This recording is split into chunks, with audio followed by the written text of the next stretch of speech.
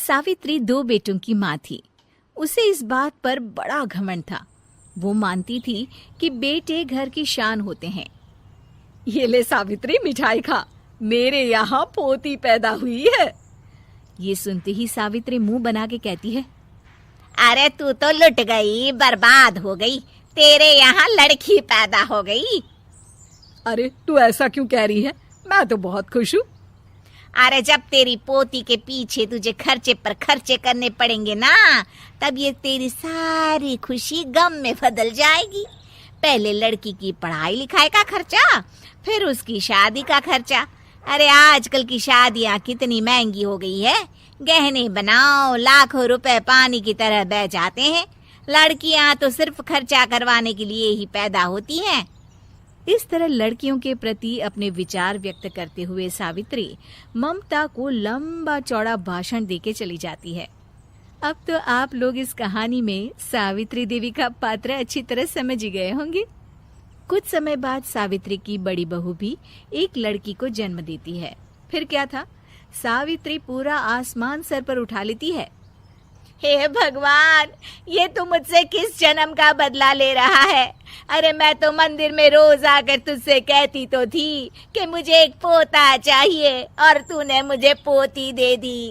इतनी मिठाइयाँ और प्रसाद चढ़ाने का क्या फायदा हुआ?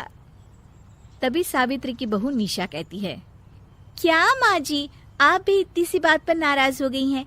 देखिए तो आपकी पोती कितनी सुंदर है, बिल्कुल आप पर गई है।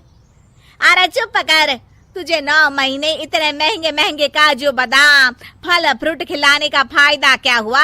मेरे तो सारे पैसे बर्बाद हो गए। ये सुन सावित्री का बड़ा बेटा अजय कहता है, माँ, तुम सिर्फ नाम के लिए 2020 में रहती हो। असल में तुम्हारा दिमाग सैकड़ों साल पुरानी सोच रखता है। आज के जमाने में लड़का और लड़की में कौन फर्क करता है? मैं तो बहुत खुश हूँ कि भगवान ने मुझे लक्ष्मी के रूप में बेटी दी है। लेकिन सावित्री पर अजय की बातों का कोई असर नहीं होता। नालायक, अपनी पत्नी की जबान बोल रहा है। मेरा बड़ा बेटा तो हाथ से गया। लेकिन सावित्री देवी हार मानने वाली नहीं थी। वो पोते की चाह में अपने छोटे बेटे विजय की शादी करवा देती है। कुछ समय बाद आखिरकार वो दिन आ ही जाता है जब सावित्री की छोटी बहू गर्भवती हो जाती है। सावित्री इतनी खुश हो जाती है कि वो बच्चे के जन्म से पहले ही सारे मोहल्ले में ढिंढोरा पीटने लगती है। ये क्या सावित्री, तू तो पोते के जन्म से पहले ही मिठाई बांट रही है। पहले पोता पैदा तो होने दे, और फिर क्या पता अगर पोते की जगह पोती पैदा हो गई तो। ये सुन सावित्री चिढ़ जाती है। अरे अपनी काली जबान मत चला, मेरी मिठाई खा के मेरा ही बुरा सोच रही है। बड़ी आई, ला मेरी मिठाई वापस कर। देख लेना, इस बार मेरे यहाँ पोता पैदा होगा, पोता। लेकिन ठीक इसका उल्टा होता है। सावित्री की छोटी बहू भी एक लड़की को जन्म देती है।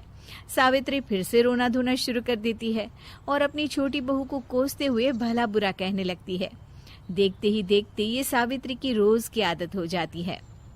एक दिन उसकी इस आदत से परेशान होकर विजय अपने भाई अजय से कहता है, भैया, माँ खुद एक औरत होकर हमारी बेटियों को पसंद नहीं करती, उल्टा उन्हें रोज कोसती रहती है।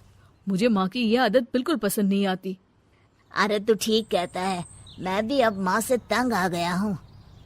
अच्छा, तो अब तुम दोनों इस तरह पीठ पीछे मेरी बुराई भी करने लग गए हो? नहीं माँ, हम चाहते हैं कि घर में शांति बनी रहे। हमें हमारी बेटियाँ बहुत प्यारी है। मैं नहीं चाहता कि वह तुम्हारे ताने सुन सुन कर बड़ी हो, और इसीलिए हम दोनों ये घर छोड़कर चले जाएंगे। हाँ माँ, मैं भैया की बात से सहमत हूँ। जब तुम इस घर में अकेली रहोगी तब तुम्हें अपनों की कीमत का एहसास होगा। अपने दोनों बेटों के मुंह से अपनी माँ के लिए इतने कठोर शब्द सुन सावित्री भावुक और रुआंसी होकर कहती है, क्या सच में तुम दोनों मुझे इस घर में अकेली छोड़कर चले जाओगे? हाँ माँ। हाँ माँ, अब पानी सर के ऊपर जा चुका है। मैं तुम दोनों के बिना नहीं रह सकती। अपनी सास के आंसू देख अजय और विजय की पत्नी अपने पतियों से लड़ पड़ती है। अरे जिसे जाना है वो जाए, मैं माँ जी को छोड़कर कहीं नहीं जाने वाली। भाभी, आप ये क्या कह रही हैं? वही जो तुम सुन रहे हो, दीदी बिल्कुल सही कह रही है। हम बेटियों के संस्कार हमें सिखाते हैं कि सास माँ समान नहीं बल्कि माँ ही होती है और उस माँ की जिंदगी भर सेवा की जाती है। बेटे अपना फर्ज भूल सकते हैं, लेकिन बेटियां नहीं। आप दोनों शौक से जा सकते हैं। माँ जी, हम दोनों के रहते आपको किसी बात की फिक्र करने की जरूरत नहीं। फिर क्या था, सावित्री के ऊपर छाए बेटों के घमंड के बादल उसकी बेटी स्वरूप बहुओं के तेज के आगे आंसू के रूप में परिवर्तित होकर सावित्री की आंखों से बहने लगते हैं और वो उन दोनों को गले लगा लेती है। मैं जिंदगी भर बेटियों को कोसती रही, लेकिन आज तुम दोनों को देख मुझे समझ आ गया कि बड़े अभागे होते हैं वो लोग जिनके घर बेटियां नहीं होती।